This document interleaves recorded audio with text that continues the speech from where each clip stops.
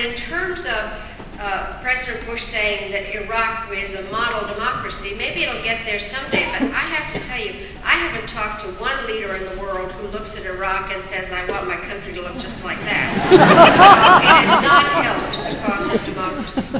The fourth big issue is globalization. And I do have a global strategy firm, and actually people come in, believe it or not, and say, how do we stop globalization? But you can't stop globalization. You have to manage it. You have to mitigate the negative aspects of it. And as far as I'm concerned, the most negative aspect is that it is creating a greater divide between the rich and the poor. In absolute numbers, there are fewer poor people, but the gap between the rich and the poor is growing, and that is true not just abroad, but it's also true in the United States. We are seeing that. I think there is incredible pressure on the middle class, and the gap between the rich and the poor is growing, and even more so in the last few days as all those people who have ruined our financial system are taking home great big bonuses. I think that, so that is one of the gap issue has to be dealt with. Then there is the whole bundle of issues that have to do with energy and environment, rising food prices, the threat of pandemic disease, and how those are all interrelated with each other. And then as of the last couple of weeks, the growing global financial crisis. So those are huge umbrella issues that the next president will have to deal with. Then we have two hot wars and their unintended consequences. There are a lot of people who think about diplomacy as if it were a game of chess. It's not a game of chess. That is where two people sit quietly in a room and plan their moves out, take time between their moves. I think it's more like a game of pool, billiards. And there are a bunch of balls in the middle of the table, and somebody picks up a cue stick and they hit a ball and they hope it'll get to the other side of the table or get into the pocket. But what actually happens is that the ball hits a lot of other balls and they go in unpredictable ways. I did have a Chinese student in my class last semester who said, no, it's totally predictable, but the way I've seen people play pool, it ain't. So I often talk about the billiard ball effect, where one thing happens and then it affects everything else. And that's what's happened with the war in Afghanistan and the war in Iraq. The war in Afghanistan, I believe, was a very important step by the United States after 9/11, completely justifiable. But President Bush took his eye off the ball and decided that the central front of terror was in Iraq, where it wasn't. And in fact, things have gotten worse in Afghanistan, and we're going to have to do something about it. The next President of the United States is going to have to deal with the resurging Taliban, the problems that are created by the growth of poppy crops, which are turned into opium, which finance the arms that go to terrible people. And the unintended consequence, the billiard ball effect, is Pakistan. Pakistan has everything that gives you an international migraine. It has nuclear weapons, terrorism, corruption, poverty, extremism, and a unstable or very fragile government. And yet Pakistan is very important to us and important in dealing with Afghanistan. And then there's Iraq. I said in one of my books, The Mighty and the Almighty, I made a prediction. When you write a book, you hope very much that it all comes true. I'm sorry this has. I think it is that Iraq will go down in history as the greatest disaster in American foreign policy.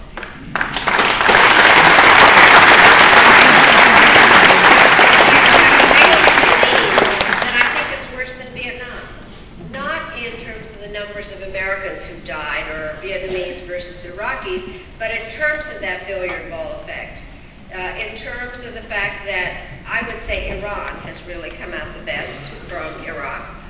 It is now a looming regional power, and as I said earlier, we don't quite know what it's up to.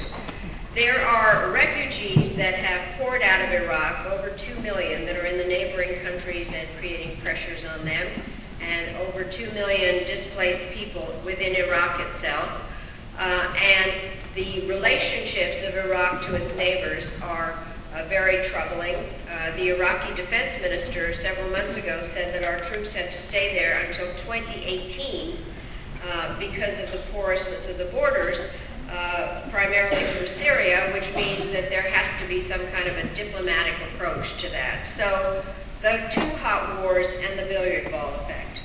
And then you have issues on the continent of Africa. First of all, it would be very good if people realize that Africa is not one country, and that in fact there are very different issues in different countries in Africa, and the United States needs to understand that and work with the fragile states and work with the failed states, but also work with those that are building structures and want to be responsible parts of the international community. And Latin America. We spend more time trying to figure out what Chavez is doing than trying to figure out what is going on in the other countries and creating partnerships with the countries in Latin America so that we in fact can cooperate on a whole host of issues. I hope that as you ask questions, there are issues specifically in countries that you're interested in, but I'd just like to conclude by saying that just naming those problems, you realize that we have to operate differently. We have to figure out how to talk to our enemies. We don't just make peace with our friends. We have to make peace with our enemies. We have to figure out what to do with a rising Russia and a rising China and a growing India. And the reason that I'm supporting Barack Obama is that what he wants to do is to look at America's position from the 21st century, not the 20th century, not return to the Cold War, not use language which is just in somebody's face, but basically is a way to try to cooperate, develop international institutions and strengthen our alliances, get out of Iraq in a responsible way, understand that Afghanistan is the central front of terror, not Iraq, and in fact treat other countries with respect and as partners in order to solve problems that no matter how strong we are, we cannot solve ourselves. We have the greatest military in the world. But it is non-military power that is going to deal with our environmental problems. It is not military power that will deal with this gap in the globalization problems. It is not military power that will help us solve this financial situation. And frankly, it is adding to military power that creates the nuclear proliferation problem. So I find in Barack Obama a leader with a 21st century vision, a man of wisdom and judgment, and exactly the kind of a leader we should have, and one that you all can make President of the United States, especially in Indiana, which is all important to this